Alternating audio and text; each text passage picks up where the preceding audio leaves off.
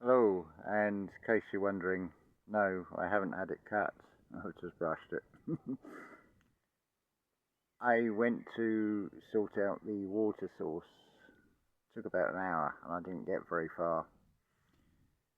Because it's waist deep in water, I can't get anywhere near the pipe. So what a strange conundrum. It's going to take several months to sort out, because the water has got to abate for me to get to the pipe. So whilst there is abundance of water, there isn't, showing contrast and duality again. I had to smile at that. So I thought, let's go back to the root. So I spent, must have been an hour just now, just brushing my hair. Self-anointed or nicotine, I'm not sure which, but it makes a good gel, natural. So let's get to the point of this video. It's something I forgot to say in the last one, where I have said that you in a physical body are the counterpart, the micro, to the Great Pyramid. Can't even say it. The Great Pyramid of Giza. Giza is a slang word in the UK for a man, but we can take man to represent men and women as a generic. Now, I'm sure many of you will have seen, and it's on, certainly on one of the Archaics intros, you've got this man who's popped his head out the shell, outside the firmament, and seen what's beyond that. The point of it is that the rest of the body stays within. That's why they're called remains when spirit separates. The head is a link. As Rudolf Steiner puts it, I forget which lecture or which book, that the most non-human part of a human is the head. It's the closest, where the most dense part of it, i.e. the bone, is closest to being seen, but it still has this covering with the skull. You see, you've got the skin and you've got the hair, but the rest from the neck down, all the bone is encased in flesh and sinews and such like, but not on the head. So I can see what he means by that. If I look at mythology, I think, is it Atlas who's got carrying the weight of the world on his shoulders? And there's a saying about being head and shoulders above.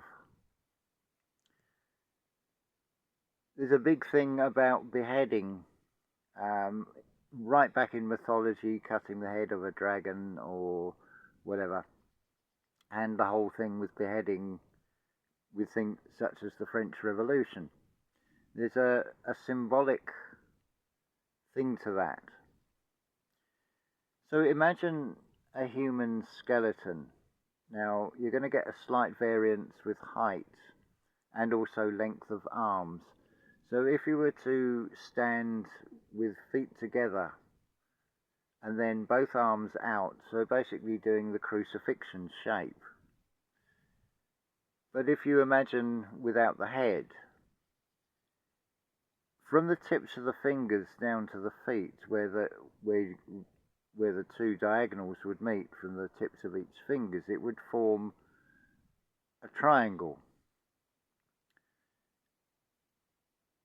Generally, it's going to be, I would have thought, an angle of about 51 degrees. Obviously 45 degrees is easy to think of. So it's slightly more, but obviously you're going to get slight variance with length of arm and length of body. But within various tolerances, it's going to be around 51. You could say give or take 2. And we are in a quad system, so you can have a positive good, you can have a negative good, you can have a positive bad and a negative bad. So a double negative or a half positive, half negative, where the negative is more dominant, and also for the positive side. So you've got basically a quad, 4 squares. Where are we going with this? But yeah, it's completely gone, isn't it strange? But the triangle, then, if you were to give it a base that is a square, then you're obviously going to get 4 triangles that come out of this.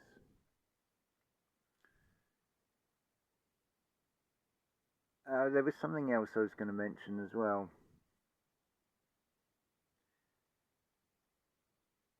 We've covered the analogy with the putting the head through and seeing what's on the other side. It's something I experienced on April the 6th last year, and today was that day with the birth of Junus, which sort of in a flash sort of repeated things and showed, I can't say everything because the feeling from that was enormous.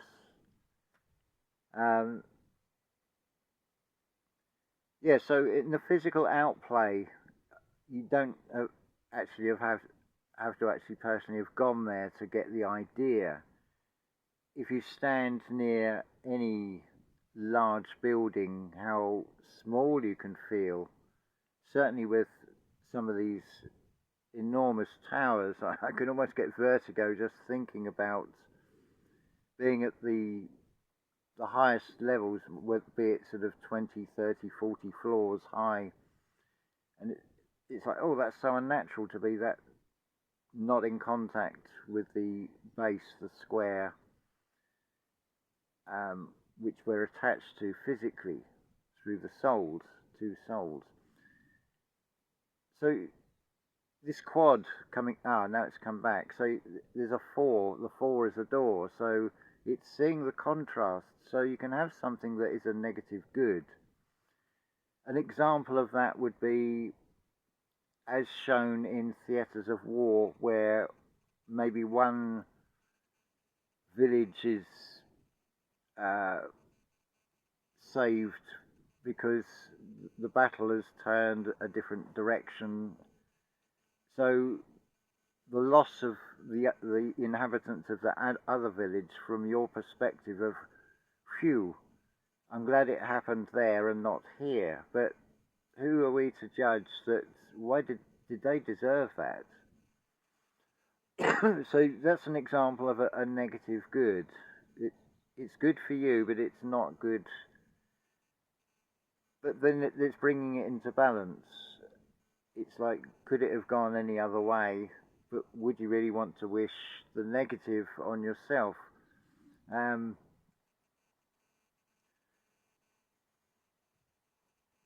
So we're here just to sort of see the balance in things.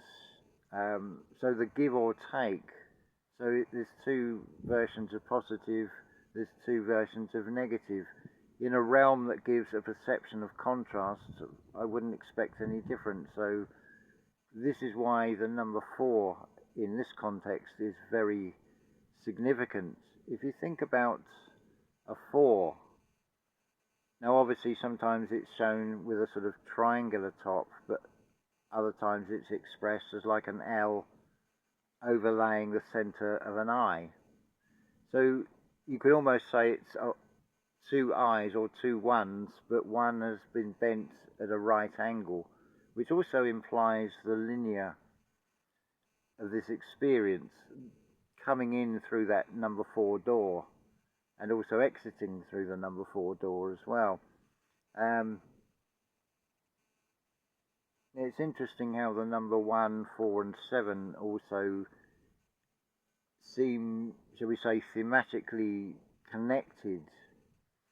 And it was something, looking at the calendrical dates of these Phoenix years, both in the Annus Mundi and the BC calendar, that you get this sequence from the sum of the number of those years, 138 years apart. I forget which way round it is. One is 741 and the other one I think is 147. So the 4s are always the same year, but the 1 and the 7 keeps alternating.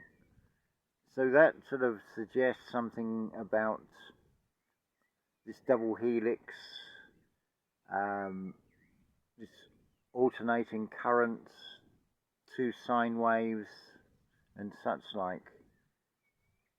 This is just, it's not even thinking, it's just something just clicks. And I didn't know what I was actually going to say apart from the bit about the torso and the 51 degrees give or take, as it were. So in a range plus or minus 2, it's roughly going to be between sort of 50 and 53 degrees, because I think the actual angle is 51 point, I think it's 8 or 9 or something anyway. So it's going to be plus or minus 2 either side of that, a slight variance. Same as physically, we have a variance, but pretty much still looking the same with that same angle. So yeah, so if you were to be sort of physically standing in front of the Great Pyramid, wouldn't you feel rather small? But also consider, if everything is an external as a reflection, then what is it suggesting to you from that? I mean, my take on the can't get to the water source was not one of negativity of, now what am I going to do? It's like, oh, let's just go and brush the hair.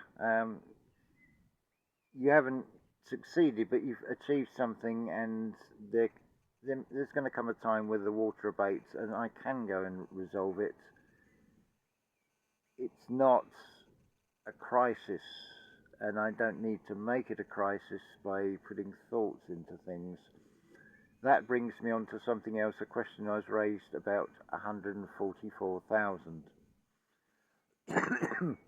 Whilst in the external it may play out as that, I feel that the number is greater, but what it's actually referring to is not 144,000 individuals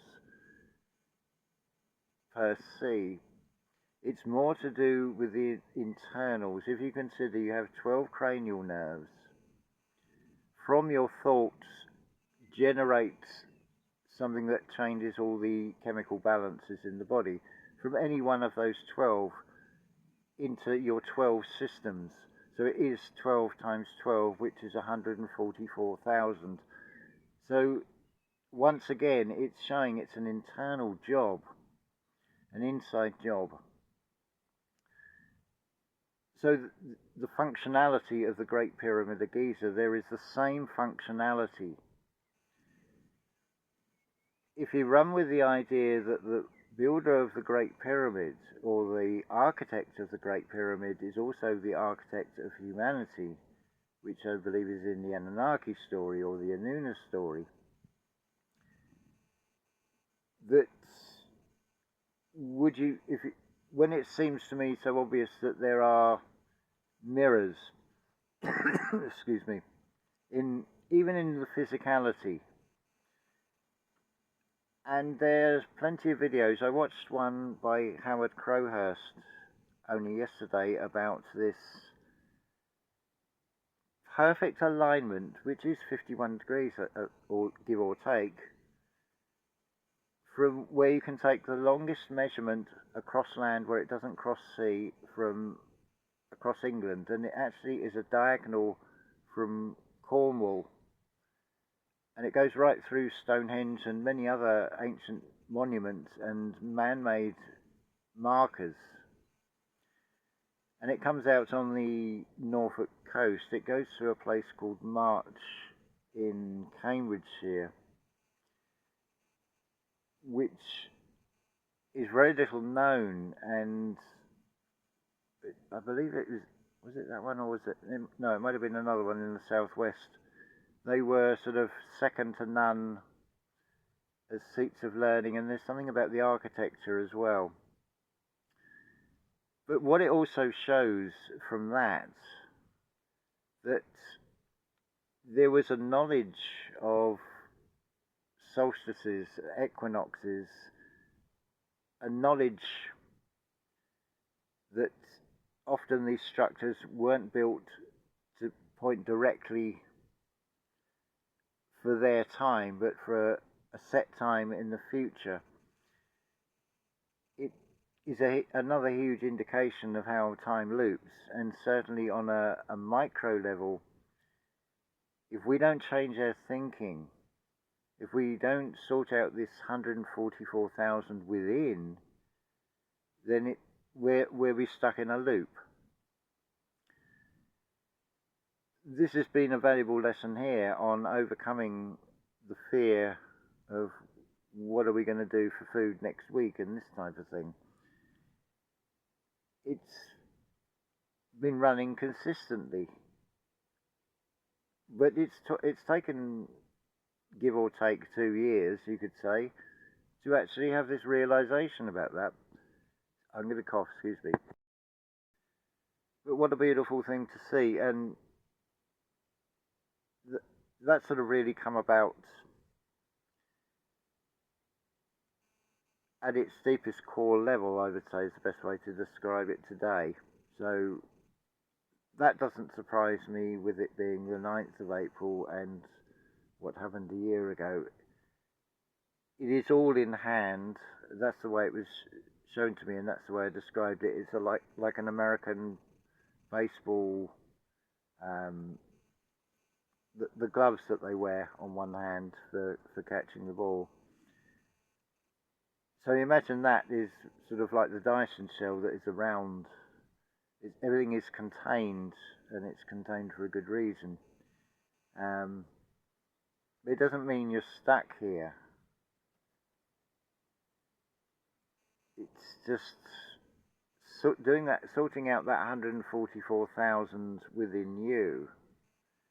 You then become part of the 144,000. It doesn't matter externally about the numbers. It doesn't actually matter about the numbers. It's only a useful tool to explain this. So I hope that really helps you for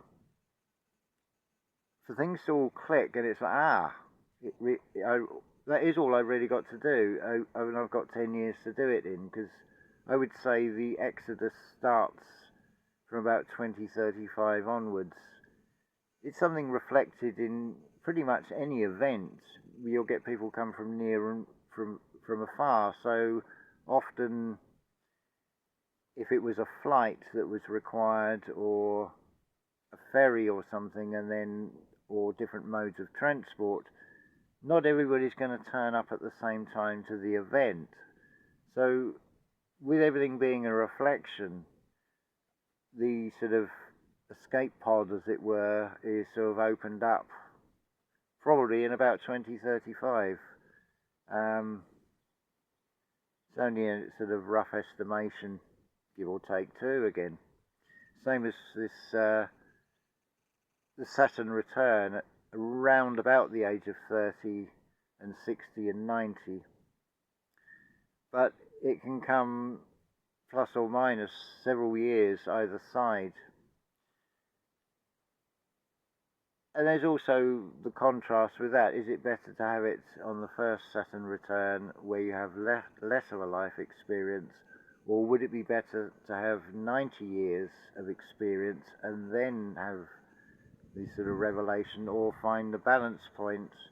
And I feel most will get it on second time round about 60. So yeah, it's just getting the 144,000 together, which requires losing doubt and losing fear. Nothing physically looks any different. That's the funny thing, is there's nothing I can point to and say that's any different. It's quite bizarre, but internally, that feels very different, in a good way.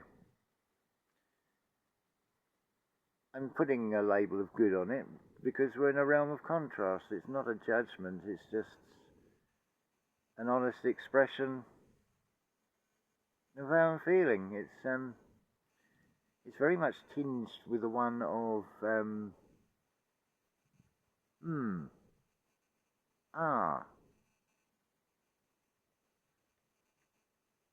we put the request slip out.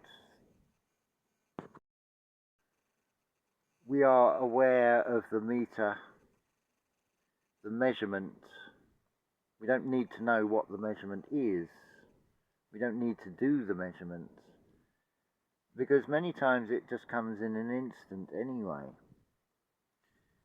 So it's not, I want to go deep into it to try and pull it apart. It's not like I'm looking at the back of a pocket watch and I need to look at every cog. All I need to do is appreciate there's all these cogs, and their precision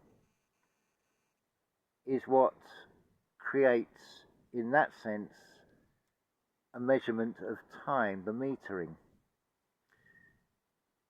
But I don't need to actually know the measurement, this metering of time. I don't need to pull it apart. Why would I want to spoil it? I may interfere in some way that is going to disrupt the flow, change the tempo, which might not be quite so conducive. So it's just a recognition of it, the mechanism, as it were, of it, and know that that's saying the universe has got your back, really. So I think that's all. Well, it's more than I actually anticipated saying. It's just, let's go with the flow of this. It's not from thinking, it's just letting it come. And so we've had the thing with the water, and then the brushing of the hair, and the fur balls. The cats will be jealous of, or freaked out by, I don't know which, but it allows for a free flow of air. If you like, I could talk about the functionality of hair, but if you have lost hair, that doesn't mean you can't experience it. The analogy I can give here is someone who has no sense of sight can still experience the sun because they feel it through the warmth. So you don't need to even have physical eyes to view it, and I'm not suggesting that you stare at it either, because it is such an intense, basically a rebounded magnetism, that it is too much for the physical body to cope with. So there's sun gazing, and then there's the stupidity. It's such an intense, beyond white, for a reason. You're not meant to look directly at it, because that's reflected in this reality. Why are we here? What is our purpose? Well, there is no direct, but there is a direct inside you which runs up and down the spine. Same as the functionality of those internal chambers in the Great Pyramid of Giza. And because we're in a mirrored world, the vertical axis doesn't change when you look in the mirror, what is reflected back to you. Likewise, the functionality, although you would seem to resemble the dimensions and the proportions of an inverted pyramid, a microversion inversion of a macro, the internal workings will still go in the same direction. So that's expressed as Christ consciousness, Kundalini rising, and such like. It's the enlightenment rather than the illumination. There's a key difference in those two words. They're taken to mean the same thing, but one has a slightly more negative connotation to it. But it's a truthful one as well. And the other one is what it is. So you've got a contrast in that to almost a pun, but not a pun, reflect upon. So you could say a pun if we reverse that. So P is pi. So you're getting a new pi, basically. You're getting a new way of seeing things, a new circumference to it all. Yeah, I think that's about it. So just wanted to sort of have a chat in a way as much as anything else, and just sort of,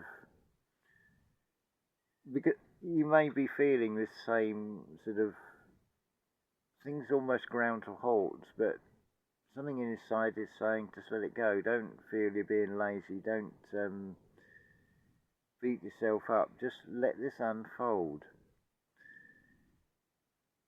It's the feeling to that same intensity from previous experiences when that gut feeling has been so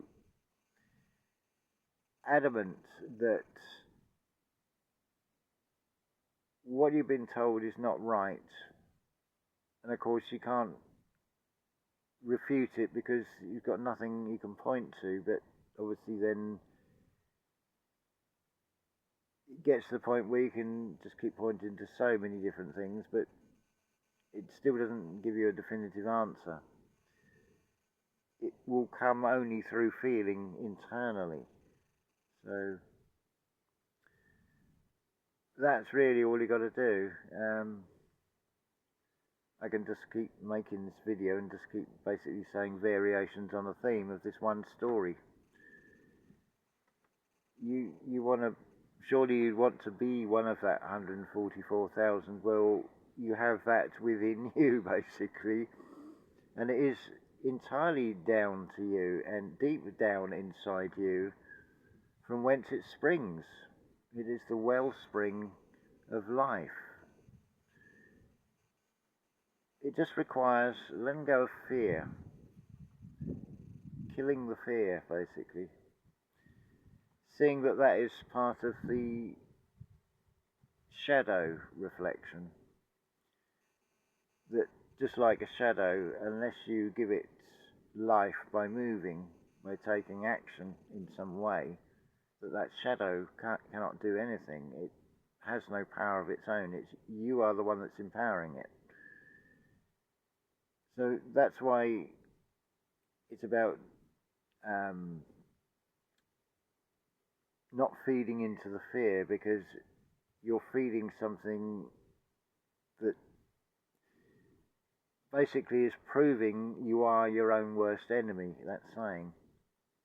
Right, we've gone on nearly 30 minutes, so I apologise for that, but it was just a flow I wanted to share, and also about that 51 degrees and why the human body is an inverted Great Pyramid.